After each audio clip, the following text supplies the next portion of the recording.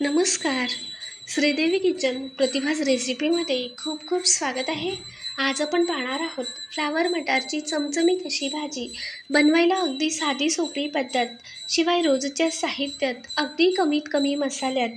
चपाती फुलकासोबतही खाऊ शकतो, भाताबरोबर तर मस्तच लागते आणि पुरीसोबतसुद्धा एकदम टेस्टी. चला तर मग सुरुवात करूया.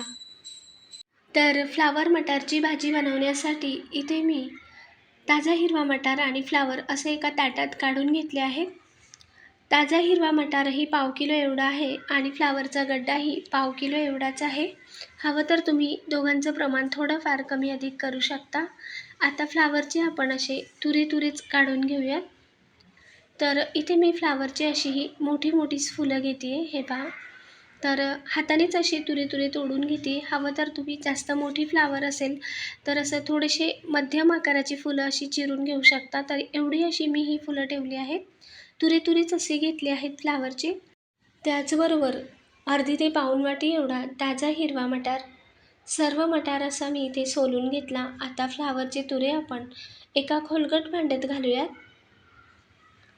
आणि यावरच घालूया आता अर्धा चमचा एवढी हळद, सोबतच अर्धा चमचा एवढे मीठ घालूयात. हळद आणि मीठ एकसारखं आता फ्लावरला लावून घेऊयात. थोडंसं असं पाखडल्यासारखं केलं की मग सर्व बाजूने हळद मीठ चांगलं फ्लावरला लागतं.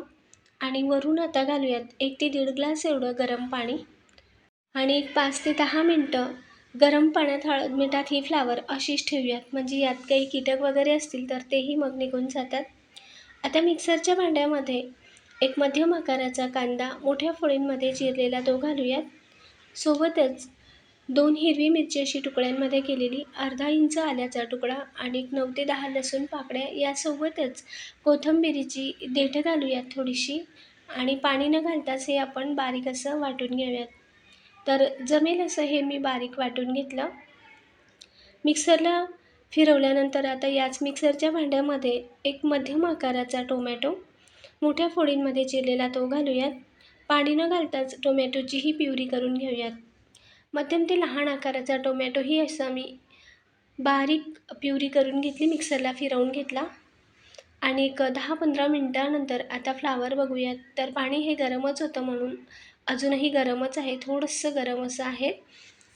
एका चाळणीने सर्व पाणी गाळून फ्लावर अशी धुवून घेतली याच गरम पाण्यात आणि धुवून पाणी निथळून घेतलं. आता गॅसवर कढाई ठेवली. यात मोठा अर्धा चमचा एवढे तेल घातले. तेल गरम झाल्यावर सर्व फ्लावरचे तुरे घातले. यातील पाणी सर्व निथळून घ्यायचं आणि फ्लावर आपण लालसर होईपर्यंत म्हणजे चांगली सोनेरी रंगावर परतवून घेऊयात. जास्तही अगदी काळी करायची नाही, थोडंसं असं तांबूस रंग येऊ द्यायचा. हलकंसं असं तांबूस सोनेरी रंग यायला लागला की तेव्हा सर्व फ्लावर अशी काढून घेऊयात. आणि आता या शिल्लक राहिलेल्या तेलात घालूयात अर्धा चमचा एवढे जिरे. जिरे चांगले फुटले की जो आपण कांदा, हिरवी मिरची, आले लसूण मिक्सरला फिरवले होते ते घालूयात. यासोबतच एक 9-10 कढीपत्त्याची पानं आणि मध्यम आचेवर हे चांगलं परतवून घेऊयात. हे चांगलं लालसर होईपर्यंत एकसारखं परतवायचं. याचं प्रमाण कमी होईपर्यंत एकसारखं हे परतवून घेतलं. आणि यात घालूया आता मिक्सरला फिरवलेला टोमॅटोची प्युरी घातल्यावर गॅस मध्यम आचेवर करूनच अजून हे चांगलं 2 ते 3 मिनटं परतवून घेतलं. टोमॅटोचा कच्चापणा जाईपर्यंत चांगलं परतल्यानंतर यात आता काही पावडर मसाले घालूयात. अर्धा ते पाव चमचा एवढी हळद, 1 ते 1.5 चमचा एवढी लाल मिरची पावडर, अर्धा ते 1 चमचा एवढी धने पावडर, पाव चमचा जिरे पावडर आणि अर्धा ते पाऊण चमचा एवढा गरम मसाला किंवा सब्जी मसालाही यासोबतच घालू शकता. आणि मसाले करपतील म्हणून अगदी थोडंसं पाणी घालूयात. आणि हे सर्व आता मिक्स करून मध्यम आचेवर पुन्हा चांगलं 2 ते 3 मिनटं परतवून घेऊयात. मसाले चांगले तेल सुटेपर्यंत परतवून घेऊयात. आता कढईने चांगलं तेल सुटायला लागलं की तेव्हा यात घालूयात ताजा हिरवा मटार, हवं तर तुम्ही फ्रोझन मटारही घेऊ शकता. आणि मटारसुद्धा या मसाल्यामध्ये चांगलं परतवून घेऊयात. आणि त्यानंतर आता यात चवीनुसार मीठ घालूयात. आत्ताच मी सर्व चवीनुसार मीठ घातलं, म्हणजे मटारही मग हिरवाच राहतो. आणि यासोबतच आता फ्लावरचे तुकडे घालूयात. तळून घेतलेली फ्लावर घातल्यावर एकदा पुन्हा मिक्स करून घेऊयात. आणि चांगलं हे अजून 2 मिनटं परतल्यानंतर आता यात घालूया गरम पाणी. हवं तर तुम्ही थोडासा पाण्याचा शिंपडा देऊन झाकण ठेवून वाफेतही ही फ्लावर मटारची भाजी सुक्की चटपटीत अशी करू शकता.